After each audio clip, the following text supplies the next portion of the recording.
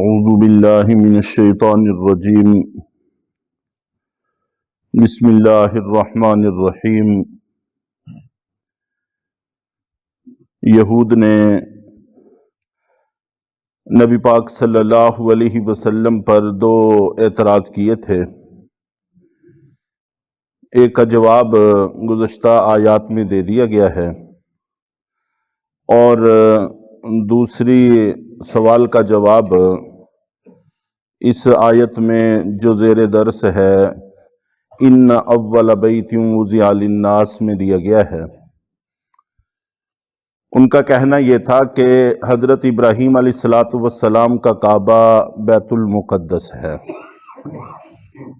تو اللہ تعالیٰ نے فرمایا کہ ایسا نہیں ہے، بلکہ سب سے پہلا گھر جو اس روئے زمین پر تعمیر کیا گیا عبادت کی غرض سے وہ بیت اللہ ہے۔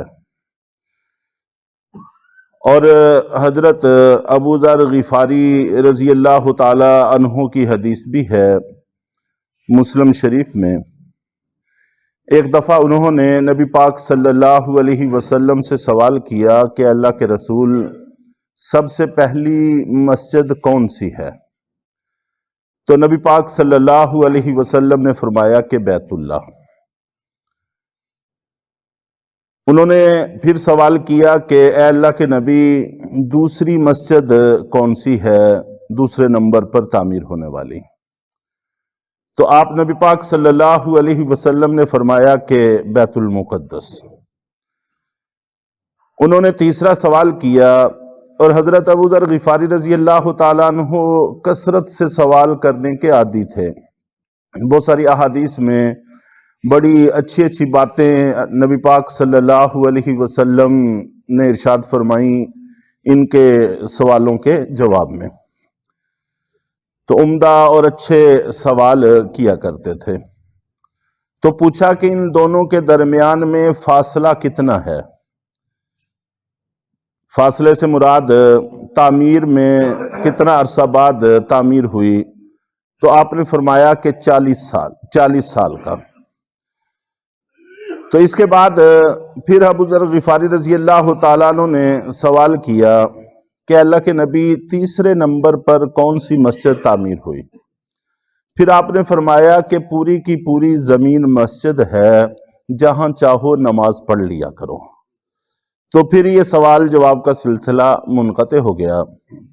یہاں پر 40 سال کا ذکر ہے، چنانچہ حضرت آدم علیہ السلام نے جب بیت اللہ کو تعمیر کیا تو 40 سال کے بعد ملک شام کی طرف، اس وقت تو ابھی ناموں سے زمین تقسیم نہیں ہوئی تھی، تو لیکن جہاں پر شام واقع ہے اس طرف کو رخت سفر باندھا، تو پھر جہاں بیت المقدس تعمیر ہے وہاں پر تشریف لے گئے اور وہاں پر جا کر بیت المقدس کی تعمیر کی۔ تو حضرت آدم علیہ السلام کی جو تعمیر ہے اس میں بھی 40 سال کا فاصلہ ہے۔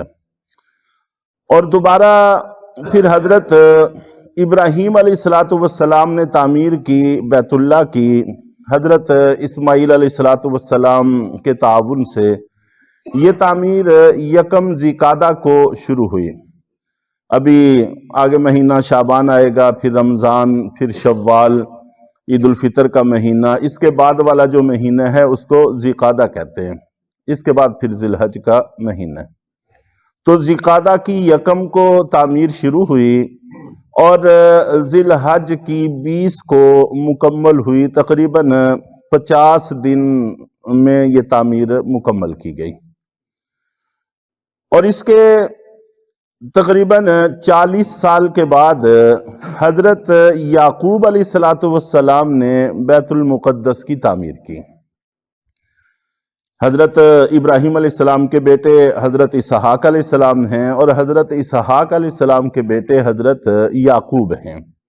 اور اللہ تعالیٰ نے وعدہ کیا تھا حضرت ابراہیم علیہ السلام کا کہ آپ کو بیٹا بھی دیں گے، پوتا بھی دیں گے، اور ان پوتے کو آپ دیکھیں گے بھی۔ اس سے مراد حضرت یعقوب ہی ہیں جن کا لقب اسرائیل ہے۔ تو حضرت یعقوب علیہ السلام نے 40 سال کے بعد اس کو تعمیر کیا۔ اور پھر حضرت داؤد علیہ السلام نے اپنے دور میں کافی عرصہ کے بعد بیت المقدس میں توسیع کی، اور پھر ان کے بعد حضرت سلیمان علیہ السلام نے اس کو بڑی عالیشان حالت میں تعمیر کیا، بڑے بڑے جنوں اور دیووں کی مدد سے، جس کی تفصیل آگے آ جائے گی انشاءاللہ العزیز۔ تو بیت اللہ اور بیت المقدس کی تعمیر میں 40 سال کا فاصلہ ہے۔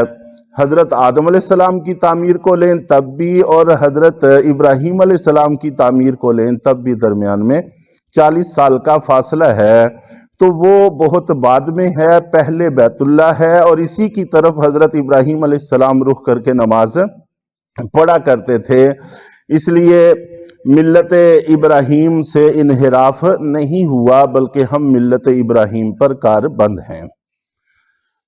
اور دوسرا لفظ جو اس آیت میں استعمال ہوا ہے، ایک تو اول کا تھا جس کی میں نے کچھ وضاحت عرض کر دی ہے، ان اول بیت وضع للناس للذی ببکہ، یہاں پر مکہ کو بکہ با کے ساتھ بیان کیا گیا ہے۔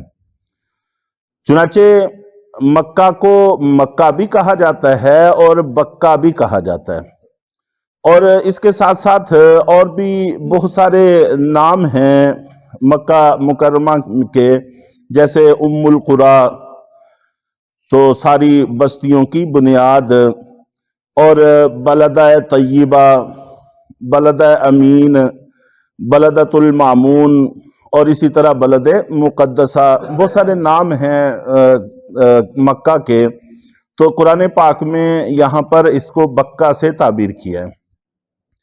بکہ کے عربی زبان میں دو معنی آتے ہیں، ایک معنی جھکنا ہوتا ہے اور دوسرا معنی گردن کو توڑنا۔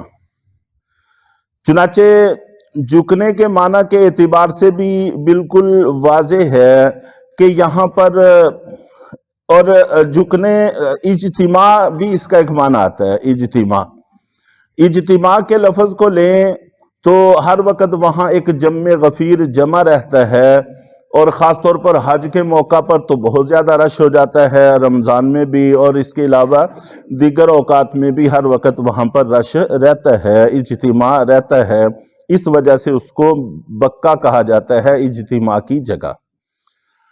اور جھکنا اور گردن توڑنا یہ بھی اس کا معنی آتا ہے، چنانچہ کوئی بھی مسلمان وہاں جاتا ہے، چاہے وہ امیر ہو، غریب ہو، بادشاہ ہو، وہ وہاں پر جا کر جھکتا ہے، اور جھکنا ہی پڑتا ہے، ظاہر ہے کہ اس کے علاوہ اور کوئی چارہ نہیں ہے۔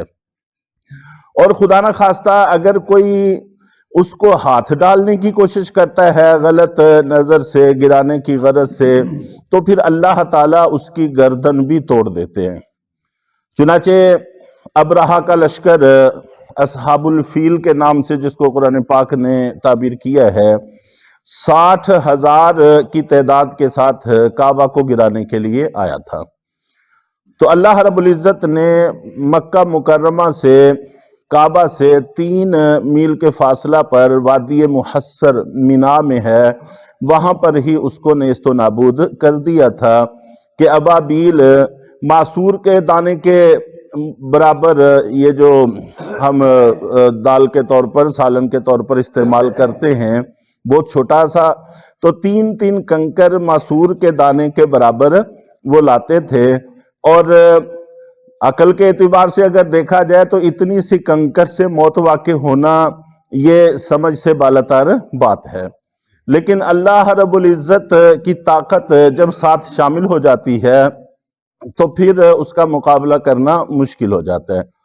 چنانچہ آج بھی فلسطین میں آپ دیکھیں کہ مجاہدین اور حماس والے یہ کہتے ہیں کہ ہم خود بھی حیران ہیں کہ آج تک، اور ساری دنیا حیران ہے کہ آج تک راکٹ سے ٹینک تباہ نہیں ہوتا۔ راکٹ کندھے پہ رکھ کے چلانے والا ایک چھوٹا سا بم ہے، تو اس سے اتنی بڑی بلا، اور خاص طور پر یہ ٹینک جو اسرائیل کے تھے جن کو ناقابل تسخیر سمجھا جاتا تھا، وہ کہتے ہیں کہ جب ہم اللہ اکبر کہہ کر اس کو پھینکتے ہیں تو اس کا نتیجہ یہ نکلتا ہے ہم خود بھی اس کی توقع نہیں رکھتے، اور جو ناقابل تسخیر ٹینک سمجھے جاتے تھے وہ ایسے پرزے ہو کر بکھر جاتے ہیں۔ تو یہ اللہ کی طاقت جب ساتھ شامل ہو جاتی ہے تو پھر اس کے لیے کچھ بھی مشکل نہیں رہتا۔ تو بہرحال بڑے بڑے جبار جب اس کی طرف غلط نظر سے ہاتھ کرتے ہیں تو اللہ رب العزت ان کی گردنوں کو توڑ دیتے ہیں، اور جو اچھی نیت سے جاتے ہیں وہ وہاں پر جا کر جھک جاتے ہیں۔